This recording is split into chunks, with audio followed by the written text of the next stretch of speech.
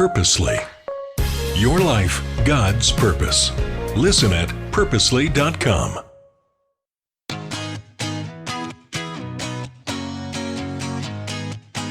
I'm Julie Lyles Carr. This is the All Mom Does podcast, part of the Purposely Podcast Network. Today, we're going to talk about ideas for keeping the holidays friendly. You know what I mean? Like keeping the holidays a little more peaceful. I was talking with my producer, Rebecca, about upcoming episodes we're going to be working on. And one of the things that we were talking about is what some of our holiday episodes should look like. And Rebecca had this genius idea. She said, what about an episode coming out just in time for Thanksgiving and the launch and all of Christmas and all of that? Because we're coming out of a season where there have been lots of opinions and lots of division flying, and people may need some help trying to figure out how to make Thanksgiving dinner a little more peaceful or how to make the family time at Christmas a little more peaceful. And I thought, that is genius. So we're going to be launching into that today.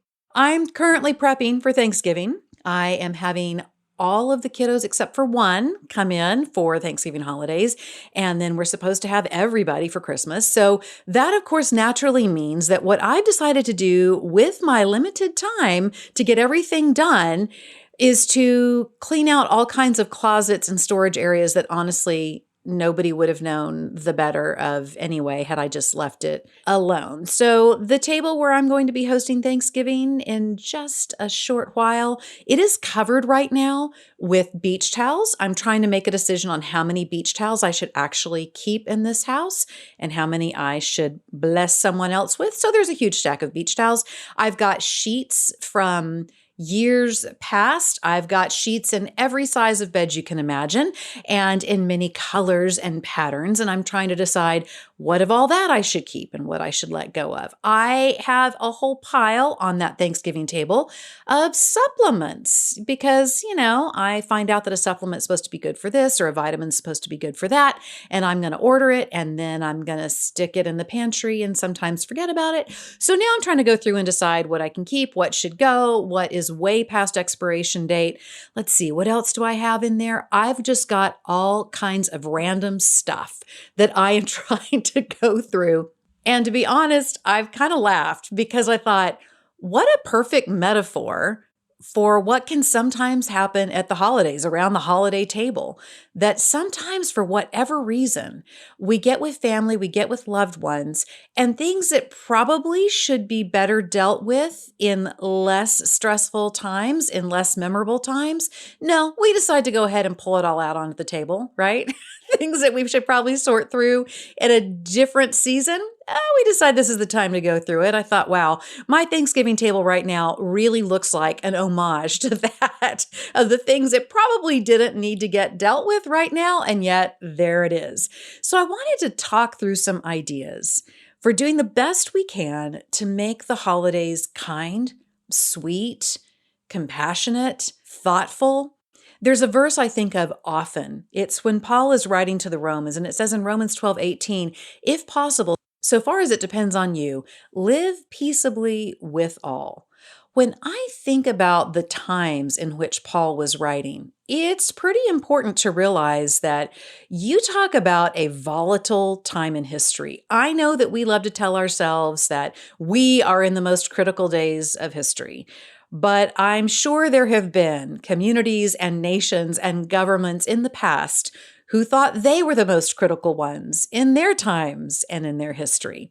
Paul's writing to a community in the book of Romans that is really struggling with a lot of different things, wildly different religious views, wildly different views on how life should be lived and what the nation should look like. And he is saying to those Christians in Rome, if possible, so far as it depends on you, live peaceably with all.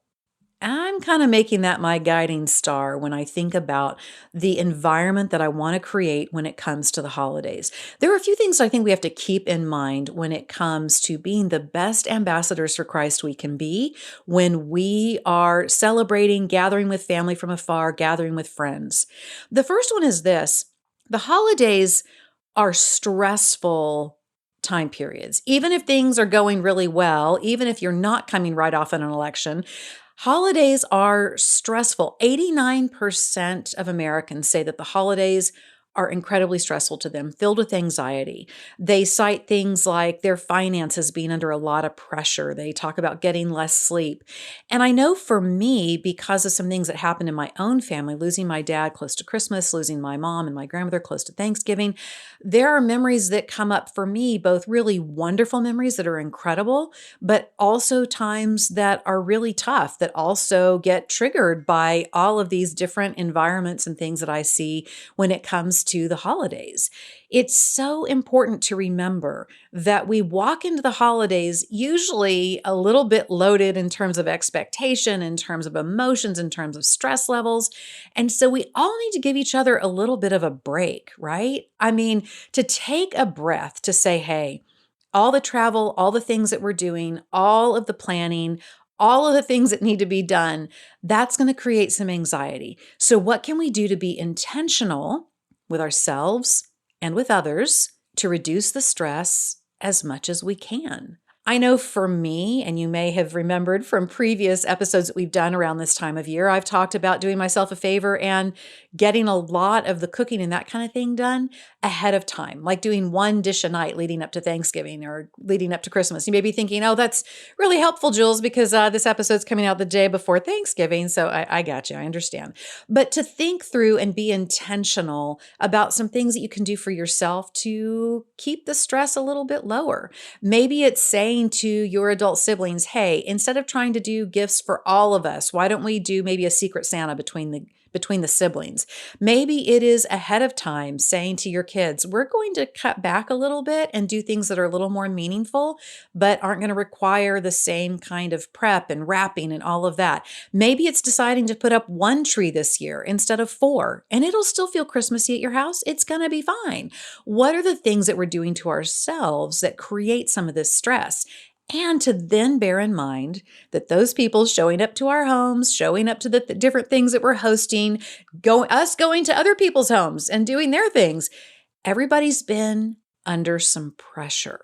When we can walk in with the peace of Christ in our hearts, when we can walk in as a leader and help set the tone to be kind and thoughtful and calm, it can do amazing things. It can be one of the best gifts that you give the people in your world this year is to be a center of calm in the middle of all of the holiday chaos.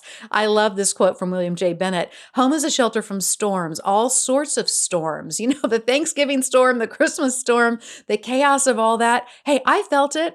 I'm the one who usually hosts things over here, and I am wanting things to be so right and so perfect and so memory making, but I can actually be the one creating a lot of turbulence if I'm not careful. So I want to encourage you to be really thoughtful about being a leader this holiday, leading with calm, peace, kindness, patience. Set that tone. What a gift to give the people around you when we know that the majority, up to almost 90%, are going to be feeling the stress. Okay, here's idea number 2. Remember your manners. And I'm not just talking about elbows off the table and which fork goes with which serving of which part of the meal. I'm talking about something that for some reason I see us ditching as a culture, and I really wish we would not. Now, as of this recording, we are coming off of a very tumultuous election. And people have had all kinds of opinions and very strong responses and reactions. There are people who are devastated. There are people who are really excited. There are people who are all points in between. It's been a long run. And if I had to guess, you likely might have people around your table who fall somewhere on that spectrum, all the way from very concerned and really upset, all the way up to really excited. But here's where I want to talk about minding our manners. Back in the day, and I don't want to make myself sound ancient, but you didn't ask people who they voted for. You didn't even ask them if they voted. You left politics out of things. Now, if you're someone who's hosting, I want to encourage you to set a precedent and keep politics off the Thanksgiving table, off the holiday table. That is something, just like me going through the closets right now, it doesn't need to be unpacked right now. That can be a conversation for another day, another time, more of a heart to heart with someone if you're concerned about where they stand or what their approach is. If you're the one hosting, I want to encourage you, take politics off the table. Let your guests know that ahead of time. Hey, you may even want to say, here are the things we're going to talk about, and here are the things we're not. Prep them ahead of time so that they know. Now, let's say you're the person who's going over to someone else's home and it's their house, right? And let's say politics starts coming up. I want to equip you with a little phrase that I think can be really powerful, which is simply, I don't talk about politics. I don't talk about politics. I don't talk about politics at a holiday table. I don't talk about politics as a guest in someone's home. Thank you for asking, but I don't talk about politics. I would encourage you to defer that conversation. Does this mean that you never talk about what you think and what you think about politics and the election and all the things? I'm not saying that. That's your call, but I'm saying to take stress out of the holidays, to create meaningful memories with people you love, to make as far as possible it being up to you for there to be peace.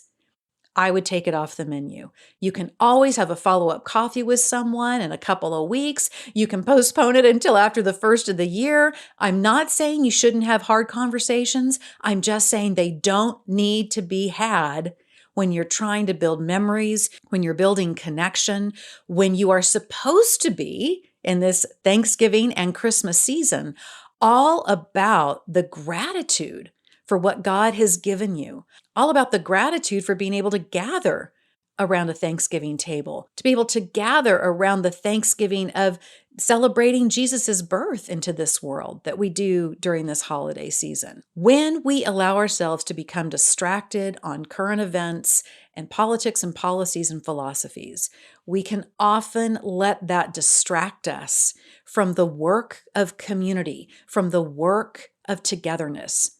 So I'm going to say, hey, remember your manners. We don't talk about politics at the table, just like my folks used to say.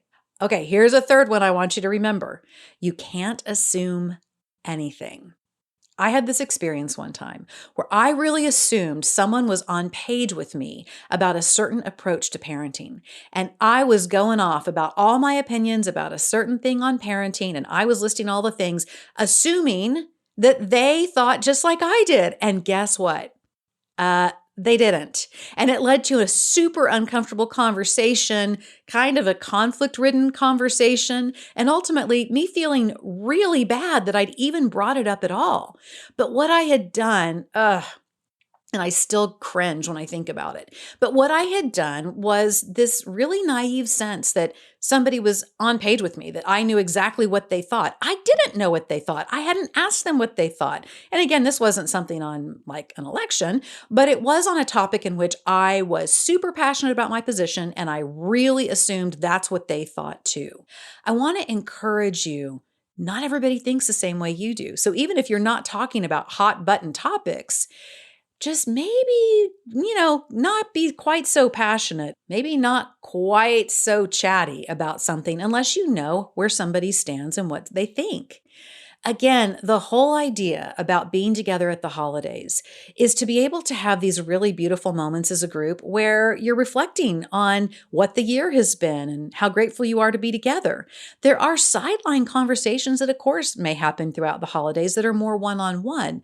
But to remember, not everybody sees everything the same way you do. And this is not necessarily the right platform in which for you to spout off on all the different things that you have a particular philosophy on. It's probably one of the number one questions I get being a mom of 8 kids. And that question is, what on earth are y'all doing about college? And I can tell you, with 8 different kids, 8 different learning styles, 8 different ideas about what the kids want when it comes to their careers and all of the rest, college has been a big topic of conversation around here. Well, there is a university that I want you to know about because it just hits so many of the things that are really important when it comes to considering your kids' college education. George Fox University It's the #1 private school in Oregon. It's a Christian university.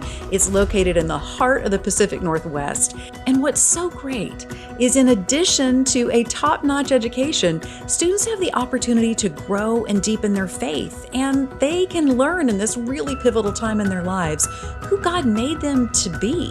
I mean, let's face it, we need more people coming out of our universities who know how to be leaders and how to be leaders with character. And George Fox University offers more than 60 academic majors, and that includes a nationally recognized engineering program, a nursing program. It allows your student to pursue their passions and prepare for the calling that God has for them. And let's not forget about fun when it comes to college. George Fox University students have a great student life. There are weekly campus events, there's chapel, there's service opportunities. There are 23 NCAA Division III athletic teams.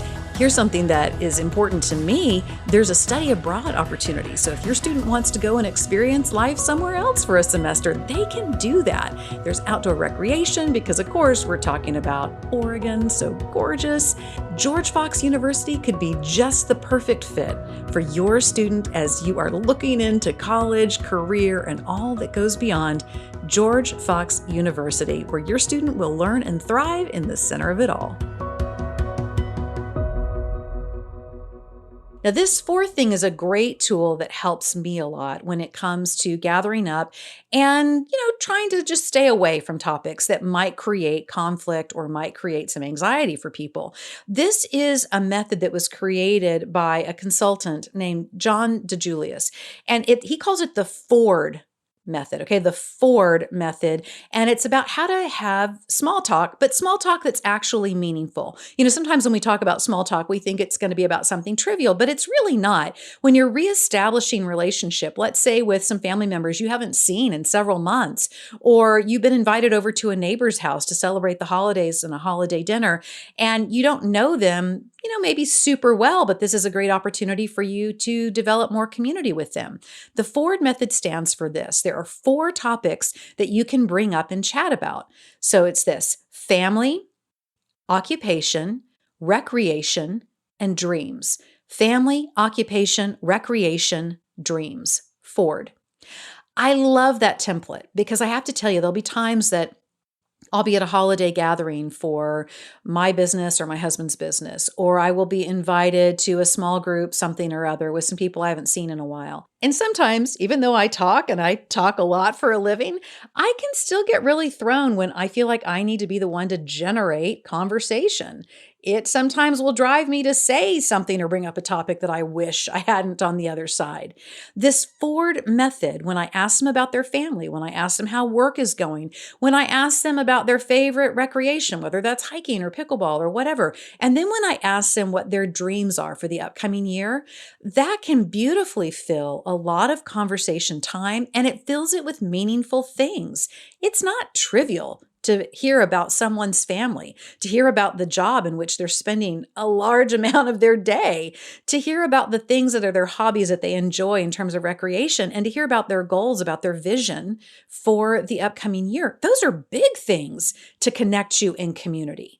So when you find yourself at these gatherings and maybe everyone around you is starting to bring up hot topics or doesn't know what to say because they're trying to not bring up hot topic buttons, then you can remember Ford, okay? Family, occupation, recreation, dreams. I just love that. The other thing I love about it too is it reminds me to be curious about the other person. I don't know about you, but sometimes in social environments, I feel like I need to fill the conversational void. I will talk and talk and talk and talk about myself, not because it's coming from a self-centered place. Honestly, it's coming from a place where I'm trying to ease what I feel in the room is social anxiety because people don't know what to talk about. But with this Ford method, it gives me a template for knowing how to interact. It gives me a template for putting the spotlight back on the other person and finding out more about them. So give it a try the next time you start feeling that tension or you start feeling that draw to bring up a topic that you know might be controversial. Just dial it back and try Ford. Okay, here's my 5th suggestion, and this one is a really important one to me. We as a family, and if you've been listening for a while, you've probably heard me say this before, but I really believe that laughter is an incredible glue that creates stronger community, creates stronger bonds as a family when you can laugh together, to keep things fun, to keep things lighthearted. Not that there's never a time to talk about things that really hit the heart. I'm not saying that. But to make sure that people are having a good time, that they're having fun. If you're the one hosting and you're a little concerned about the direction some of the conversation could go this year, how about picking up a couple of dad joke books or looking up some, clean dad jokes online and having those at the ready? Maybe print them off and put them in a jar and each person can draw one and, present the joke and then present the punchline. That place of making sure that laughter is on the menu, I just cannot suggest enough. Laughter can help dissipate tension in the room. It can help dissipate the distance between opposing positions and philosophies. So be sure to make sure that you laugh because that's going to be a really important factor, not just this year, in all years, but maybe particularly this year at the holiday season. Okay, here's the sixth thing that I want to say. Just like I've confessed, I've pulled all this stuff on the Thanksgiving table, stuff that probably I could have waited to have gone through and cleared out. That is the case with some of the conversations that you might feel really propelled to have. It's not that those conversations don't need to be had potentially, just not on Thanksgiving or at the holiday gathering. I really want to encourage you in this. And I know that you may only see that sibling or that cousin or that in-law around the holidays, but if it is important enough, if the topic is important enough, if the issue is big enough that you're feeling driven to talk about it at the holidays, then it is big enough, it is important enough for you to set aside a time in the new year to say, hey, I want to schedule a phone call with you in January, the third weekend in January, or whatever. You can decide what you want that time to be. Make it a Zoom call if you want, if it's something that you feel like you want to have face to face, and this is a family member you only see in person from time to time. But I want to encourage you, this is not the time to do the clean out when it comes to the conversation. As much as it is possible for you, live peaceably with all. I can hear you. I can hear you saying, now, wait a minute, Jules, what if that person is the one confronting me? I didn't want to have this conversation right now, and now they're the one coming toward me. That's when I want you to think again about this idea of, hey, I don't have conversations of this type when I'm at a family holiday gathering, but I would love to hear your heart. You're important to me. What your experience is important to me. Let's get our calendars out right now, and let's set a time that we're going to talk about this. You're acknowledging that you hear the other person, that you know there's an issue that needs to be discussed, and that you care enough that you're saying, I want to get this on the calendar. You're important to me. Let's get this together so that we can discuss this. I want to hear you. But you're establishing that it doesn't need to be in this period of time. This is not an issue that needs to be cleaned out right now, because the ramifications for the rest of the attendance of whatever this is that you're at, whether it's Thanksgiving dinner or a holiday gathering, it's really not fair to them. I mean, let's say that you're having an issue with an in-law, okay? And you're gathered at your mother-in-law's house. And she's put all this work, she and your father-in-law have put all this work into hosting this gathering. And then you and this other extended family member are going to go off in the backyard and have some deep heart to heart and like really, slug it out. I mean, really? Is this really the best time to do that? Is that respecting the people who've put so much thought and effort into holding this event for your family? It's not. Set another point in time in which this can be discussed. Say that you don't have these kind of conversations at a family gathering, and this person's important to you, but you need to pick another time. As far as it's up to you, live peaceably with all. Okay, now here's another thought for you as well along those same lines. If you feel like you've got something that you want to discuss with an extended family member, remember, if you're concerned about their faith walk, if you're concerned about the things that they've been saying regarding the election, if you are concerned about some things they're posting online, this is not the time to have that conversation. And furthermore, are you sowing enough into their life where you can be a trusted, loved person, a safe person to discuss this with. If all that person feels like they get when they're with you is a laundry list from you about everything you think they're doing wrong and how you don't see eye to eye and on, you are not creating connection with them. You're simply creating conflict. And the odds that they're ever going to receive what you have to say are really small. You are not the Thanksgiving dinner monitor. You're not the morality police for Thanksgiving dinner. What you are is supposed to be a peacemaker. What you are is you're supposed to be light in a dark world. What you are is you're supposed to be an ambassador of Christ for these people. And as such, that means they need to see the love and the light of Christ in your life before they're going to really have ears to hear the righteousness and the way that we want to live. You got to show them first that you love them. So I want to encourage you. This is an investment in relationship for those with whom you feel like there are some important conversations that need to be had.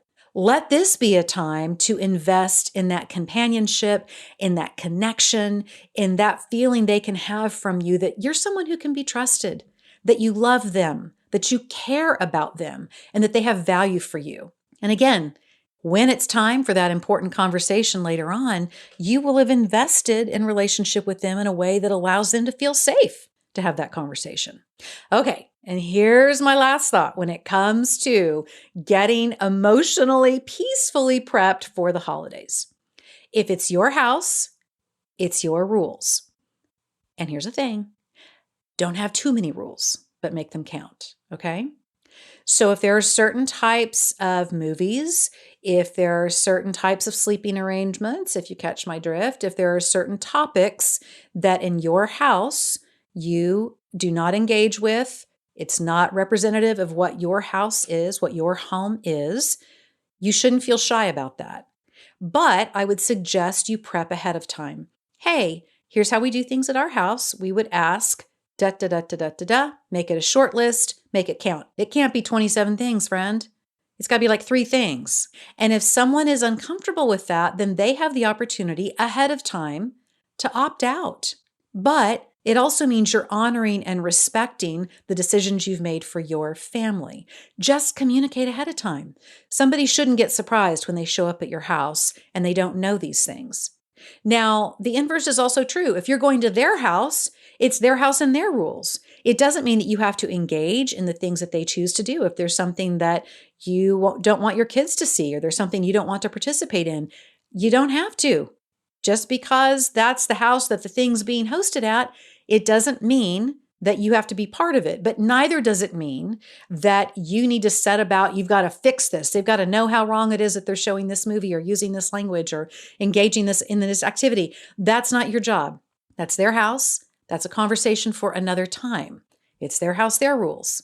If you find yourself in a situation where there are things going on that you just can't go along with, just kindly, hey, thank you so much for hosting. Really appreciate you guys.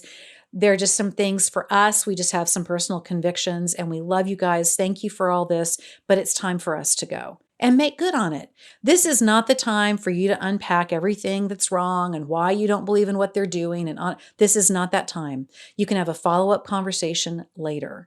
Show respect, show the same kind of respect that you would want from them. If someone comes to your house and you've been clear about your house, your rules, then they also have the option to opt out if it's not the environment that they want to be in or it's not going the way that they want. That's okay.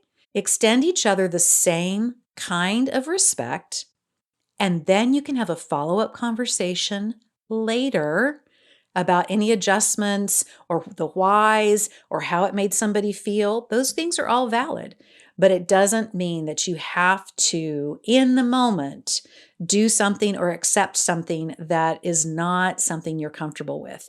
Just do the work ahead of time. Be honest, be clear, keep it short, and make it a short list. I think that's really important. Okay. I know that was a whole lot, but I really am so hopeful and excited that this holiday season, even with everything that's been going on, even in families that I know that politics and ideas and the track that our country's on, all that, even though I know that a lot of that can bring a lot of division into families, I really do believe there's a path forward for making sure that we are still connecting, that we're not allowing the enemy to get in there and tear us apart when we have times to celebrate and to be grateful. And if you find someone at your Thanksgiving table who simply cannot seem to be quiet on some of these issues, I would suggest you prep yourself and you prep your family ahead of time that you're simply not going to respond. Let somebody just do their thing and then shut it down. Just lovingly, kindly, just don't play along. Because when it comes to peace, when it comes to exhibiting peace, you're a leader. You set the tone. You set what's possible. And you know what? It's because Jesus is our Prince of Peace that we can do this. You can love people well, people who think differently than you, people who are irritating, people who have weird habits, people who want to have inappropriate conversations at the table. We can love all of them because Jesus loved us first. I hope you are prepped for a great holiday season, and I'll see you next week with another fantastic interview right here on the All Mom Does podcast.